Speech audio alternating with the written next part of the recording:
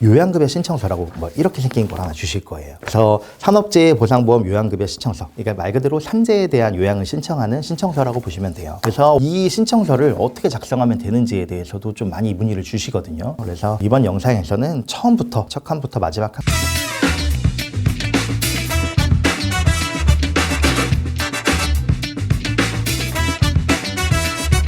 칸 거기에 보통 뭐가 있죠? 고용보험 있고, 소득세 있고, 지방세 있고, 그 다음에 국민연금 있고,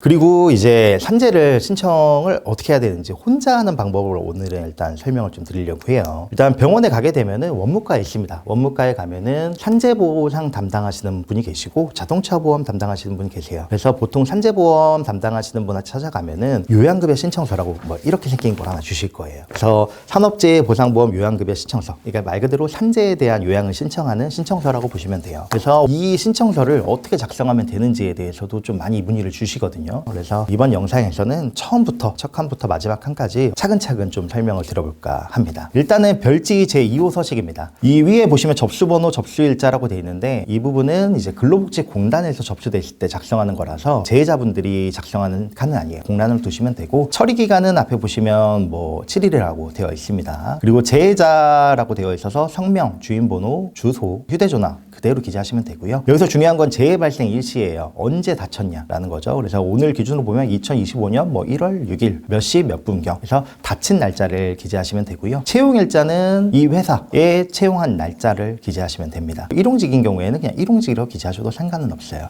그리고 아래 출퇴근 시간, 그리고 직종 간단히 적어주시면 되고요. 그 아래 보시면 보험 가입자라고 되어 있죠. 사업주와의 관계가 있습니다. 그래서 사업주랑 내가 본인이 사업주인지 아니면 친인척인지, 친인척이 아니라면 뭐 배우자, 부모, 자녀, 형제, 자매, 기타 친인척인지 기재하는 칸이 있어요. 이 이유는 왜냐면 친인척인 경우에는 이제 부정지급할 여지가 좀 있어요. 왜냐면 재해 발생 경위라는 거를 내가 일하다 다치지 않아도 일하다가 다쳤다고 두 분이서 만약에 모의를 하게 되면 얼마든지 부정지급을 할 수 있잖아요. 그래서 좀 더 조사를 엄격하게 합니다. 그리고 근로자 유형되어 있습니다. 대부분 근로기준법상 근로자일 거예요. 근데 산재보험이 근로기준법상 근로자 외에도 이런 여러 가지 유형들은 또 적용이 돼요. 대표적으로 뭐 중소기업 사업주도 임의 가입을 하면 가능하고요. 그리고 현장 실습생 분들도 가입이 가능해요. 그리고 특수형태 근로종사자 있고 학생 연구자 있고요. 이런 분들도 체크를 하시면 산재보험의 혜택을 받으실 수 있다라고 보시면 될 것 같습니다. 그리고 그 아래 부분은 사업장 및 재해 관련 내용인데요. 신청 구분 보시면 세 가지가 있어요. 업무상 사고, 업무상 질병, 진폐 포함이고요. 그리고 출퇴근 재해 이렇게 돼 있는데 본인이 해당하는 사고 내용을 적으시면 됩니다. 출퇴근재해는 맨 우측에 출퇴근재해를 적으시면 되고, 업무상 사고는 업무상 사고에 체크하시면 되고요. 그리고 이제 사업장명이랑 사업주명, 연락처, 사업장 관리번호가 있습니다. 여기서 많이 물어보시는 게 사업장 관리번호예요. 그래서 사업장명은 대부분 안다고 가정을 하고 사업장명을 기재하고요. 사업주명도 아는 경우도 있고 모르는 경우도 있습니다. 그리고 연락처도 아는 경우도 있고 모르는 경우도 있어요. 그리고 사업장 관리번호는 뭔지 아예 모르시는 분들이 많습니다. PD님도 거의 처음 보실 거예요. 그죠? PD님이 다니는 회사의 사업장 관리번호 아십니까? 모르죠. 만약에 출퇴근재해를 내가 당했다, 산재를 신청해야 한다고 할 때 기재해야 되는 부분이긴 해요. 물론 이제 공란으로 들고 가서 사업장 주소랑 사업장 명을 기재하고 제출을 해도 근로복지공단에서도 전산에서 조회가 되기 때문에 어느 정도 보완을 해주긴 해요. 하지만 그래도 사업장 관리번호를 직접 알고 기재를 하는 게 가장 좋기 때문에 이 부분에 대해서는 근로복지공단 홈페이지가 있어요. 근로복지공단 홈페이지에 접속을 하게 되면은 사업장 관리번호 조회라는 칸이 있습니다. 거기에 들어가게 되면은 이제 사업자용이랑 노동자용이 따로 있는데, 노동자용으로 들어가셔서 이제 지역, 뭐 예를 들어 서울인지 경기도인지 인천인지, 이제 뭐 인천의 경기도다, 경기도만 지정을 하고 사업장명 내지는 사업주명을 검색을 하면은 그 사업장명에 해당하는 주소랑 사업주명 그리고 연락처가 나와요. 그리고 맨 앞에 사업장 관리번호가 나옵니다. 일치하는지 본인이 확인할 수가 있어요. 일치한다라고 하면은 거기 기재되어 있는 사업장 관리번호를 여기에 적으시면 됩니다. 그래서 보통 어떻게 되어 있냐면 이 앞에 세 가지, 두 가지, 다섯 가지 번호는 보통 사업장 등록번호예요. 네, 사업자 등록번호 끝에는 보통 0번으로 끝나요. 그래서 사업장 등록번호의 0번 이거를 조회를 해보면 기재를 하실 수가 있습니다. 그래서 이 부분을 많이 물어보시는데 근로복지공단 홈페이지에 사업장 관리번호라는 조회하는 방법 방법이 있기 때문에 모바일로도 조회가 가능하니까 거기에 있는 걸 기재해 주시면 된다라고 보시면 됩니다. 그리고 아래 보시면 재해 발생 경위 그리고 가로 열고 별지 사용 가능이라고 되어 있어요. 재해 발생 경위는 육하 원칙에 따라서 어디에서 무엇을 하기 위해서 무엇을 사용하여 어떤 이유 때문에 어떻게 재해를 당했는지 작성하면 됩니다. 여기 칸 보시면 아시겠지만 되게 적어요. 그래서 정말 간단하게 내가 다쳤다라고 하면은 몇 월 며칠 몇 시에서 무슨 작업을 하다가 다쳤다라고 적어도 되긴 하는데 내가 좀 쓸 말이 많으면은 그냥 빈 종이에다가 여기다 재해 발생 경위에서 쭉 적으셔서 뒤에 첨부를 하셔도 무난합니다. 그 아래에는 이제 경찰서에 신고된 사실이 있는지 119에 접수된 사실이 있는지 그리고 자동차 보험사에 신고한 사실이 있는지에 대해서 예 아니요 체크하시면 되고요. 그리고 목격자가 있는 경우 업무상 사고 같은 경우에 목격자가 되게 중요해요. 목격자가 있다면은 그분의 성함이나 연락처 그리고 관계 동료 근로자인지 뭐 아니면 지나가는 행인인지 이거에 대해서 적으시면 되고요. 그리고 현재 요양 중인 의료기관 전에 진료받은 의료기관이 있으면 적으시면 되고 없으면 안 적으시면 됩니다. 그 아래에는 요양급여 신청 의료기관 대행 제출 위임장 동의장이라고 되어 있어요. 이건 뭐냐면은 병원에서 토탈 사이트라고 있습니다. 근로복지공단 토탈 사이트를 병원에 있는 원무과에서 이용할 수 있거든요. 거기서 대신 접수를 해줄 수가 있어요. 산재 신청을. 이 요양급여 신청서를 저희가 작성을 하면 이제 의료기관에서 대신 접수를 하기도 하거든요. 이 부분을 설명을 하시면 의료기관에서 대신 접수를 해주기도 한다라고 보시면 됩니다. 그리고 밑에는 이제 신청인 서명, 성함이랑 설명하시면 되고요. 아래 대리인 칸은 이제 보통 노무사님이나 뭐 맡기시게 되면은 사실 맡기게 되면 이걸 쓰실 필요가 없어요. 이제 넘어가시면 되고요. 그리고 두 번째 페이지 보시면 다른 보상 되어 있습니다. 동일한 사유로 민법, 기타 법령에 따라 보상 또는 배상금을 수령한 사실이 있는지 되어 있는데 보통 아니겠죠. 받은 게 있으면 예라고 하면 되고 아니라고 하면 아니라고 체크를 하시면 됩니다. 그리고 아래 안내사항 되어 있는데 뭐 중요한 건 없더라도 한두 가지는 좀 설명을 드릴게요. 첫 번째 1항 보시면 요양급여 신청서가 접수되면 보험 가입자인 사업주에게 알리게 되어 있어요. 그리고 보험 가입자 의견을 확인하여 신청서를 처리한다는 규정이 있습니다. 그래서 제가 사업주 날인제도 보험 가입자의 사업주 날인제도는 없어져 있다고 했지만 어쨌든 저희가 신청을 하면 회사에 연락이 가요. 무조건 알게 된다라는 내용이고 보험 가입자 의견을 받아서 처리하기 때문에 이 부분은 좀 아시면 좋을 것 같고요. 그리고 이제 사실과 달리 기재하여 보험급여를 지급받는 경우에는 부당이득 징수 등의 불이익 처분이 있다라고 해요. 그래서 아까 뭐 설명드렸다시피 사고 발생 장소가 회사가 아니라 집인데 회사라고 거짓말을 해요. 그러면 산재는 인정되겠지만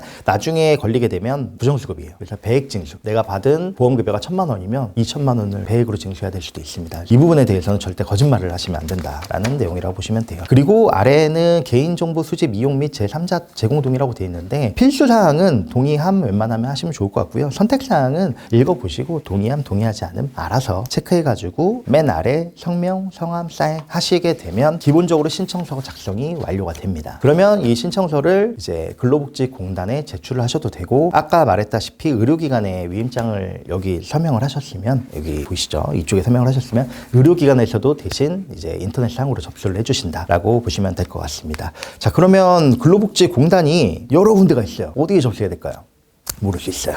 그죠? 그래서 기본적으로는 내가 다친 현장이 사업장이든 그 현장 주소지를 관할하는 근로복지공단 지사가 있어요. 이것도 이제 근로복지공단 홈페이지에서 조회가 가능해요. 지사 찾기라고 가보시면은 지사에서 관할 구역이 있거든요. 그 관할 구역을 담당하는 근로복지공단의 재활보상부가 있습니다. 그래서 이제 이 신청서를 만들었으면은 팩스나 아니면 우편으로 필요한 뭐 재해 발생 경위나 해서 제출을 하시게 되면 접수가 된다라고 보시면 될 것 같습니다. 자, 그러면 요양급여 신청서까지는 잘 썼어요. 그래서 요양급여 신청서를 보면은 뒤에 및 소견서라고 되어 있습니다. 그래서 총 4장이 한 세트예요, 보통. 근데 이거 보면은 되게 막막해요. 이것도 내가 써야 되나 싶을 수 있거든요. 근데 이 내용은 주치의가 작성하는 겁니다. 그래서 뭐 크게 신경은 안 써도 되는데 기본적으로 어떤 내용이 들어가는지는 아는 게 좋습니다. 이제 병원에서 원무과에 보통 접수를 해달라고 하면은 이 서류만 요청을 해요. 요양급여 신청서. 그리고 이걸 제출을 하면 이제 재해자분들은 이 소견서에 어떤 내용이 있는지도 모르는 경우가 많습니다. 그래서 나 혼자 신청을 하더라도 실질적으로 요양급여 신청 소견서를 한번 확인을 해보고 접수를 하는 게 좋아요. 그렇기 때문에 여기서 그래도 주로 봐야 될 거는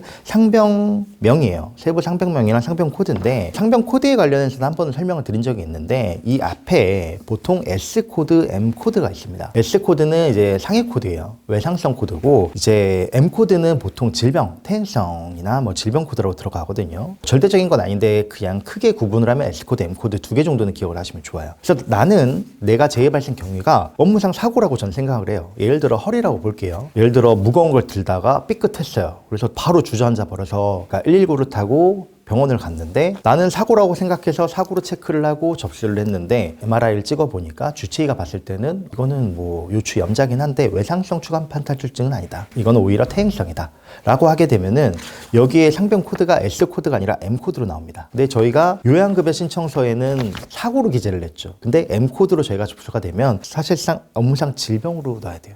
질병이 되게 되면 이 다친 경위보다는 오히려 내가 평소에 얼마나 허리에 부담이 되는 일을 장기간 해왔는지가 더 중요하거든요. 이거에 대해서 확인을 안 하고 들어가게 되면 좀 문제가 될 수 있기 때문에 항상 신청하기 전에 내가 생각하는 제 발생 경위랑 이 상병명이 과연 일치하는지, 이게 외상성으로 이제 사고와 관련된 진단명이 맞는지 한번 확인을 해보시는 게 좋을 것 같고요. 그리고 이 뒤에 보시면은 입원 통원 기간들이 있어요. 입원 통원 기간도 되게 중요해요. 왜냐면 내가 치료가 필요한 기간을 적어주시거든요. 그래서 이 기간만큼 내가 휴업급여를 못 받기 때문에 휴업급여를 받는 기간이라 보시면 되기 때문에 이 부분에 내가 몇 주 정도 남아 있는지 보시면 좋을 것 같고요. 보통은 이제 12주, 3개월 단위로 이제 경과 관찰을 해요. 그래서 3개월 단위로 보는데 여기 보시면 통원 치료 기간에 취업 치료 여부가 있어요. 그래서 이제 취업 치료가 가능하냐 불가능하냐는 뭐 저번 편에서도 설명을 드렸지만 휴업급여를 지급할 때 큰 차이가 있기 때문에 이 취업 치료 가능 여부와 그리고 이 진단명이 뭘로 나왔는지 이 두 가지 정도는 그래도 확인을 하고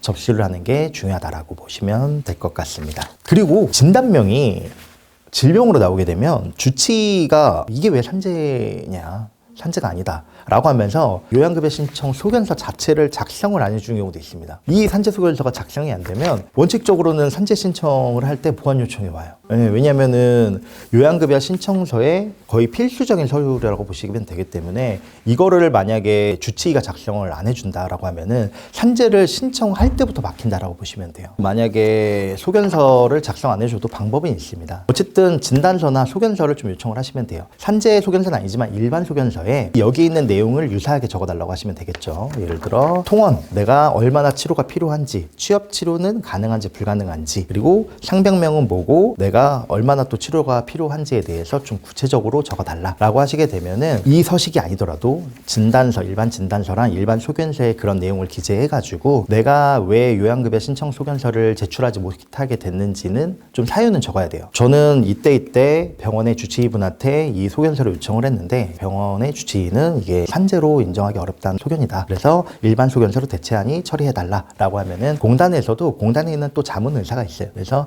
자문의사가 소견을 받아가지고 그대로 처리를 해주기도 하기 때문에 주치의분께서 산재 소견서를 작성을 거부하는 경우가 생각보다 많아요. 특히 질병의 경우에 되게 많습니다. 사고 같은 경우에는 그래도 사고 발생의 경위가 산재라고 하면은 당연히 거부하는 경우가 거의 없겠죠. 근데 질병 같은 경우에는 퇴행성 질병인데 이게 어떻게 산재냐라고 하는 경우가 되게 많기 때문에 그래서 주치의분이 안 된다고 하니까 산재 신청 자체를 생각 안 하시는 분들도 많아요. 그렇기 때문에 이 부분에 대해서는 거부를 하더라도 산재 신청이 가능하니까 산재 소견서 뭐 주치의분이 산재가 아니다. 그리고 소견서를 작성 안 해준다고 하더라도 방법은 있기 때문에 산재 신청에 대해서 한번 더 고민은 해보시고 반드시 산재 신청을 해보라고 말씀을 드리는 바입니다. 네, 오늘은 그래도 이제 산재 신청할 때 좀 필요한 내용들을 기본적으로 담았으니까요. 회사에서 산재를 처리를 안 해준다고 했을 때 어떻게 하는지, 그리고 혼자 산재를 신청한다고 했을 때 신청서를 어떻게 작성하면 좋은지에 대해서 좀 그래도 구체적으로 한번 알아봤습니다.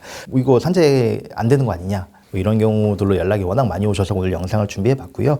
혼자서도 충분히 신청할 수 있고 이제 간단한 사고나 뭐 출퇴근 재해 같은 경우에는 원무과의 산재 담당자분한테 서식 같은 걸 받아가지고 오늘 영상대로 작성하셔서 관할 근로복지공단에 제출하시면은 처리하시는데 전혀 문제가 없을 거니까 오늘 내용이 좀 도움이 되셨으면 좋겠습니다. 다음 영상에도 좋은 내용으로 한번 찾아뵙도록 하겠습니다. 네, 삼재논놈의 임준철 노무사였습니다.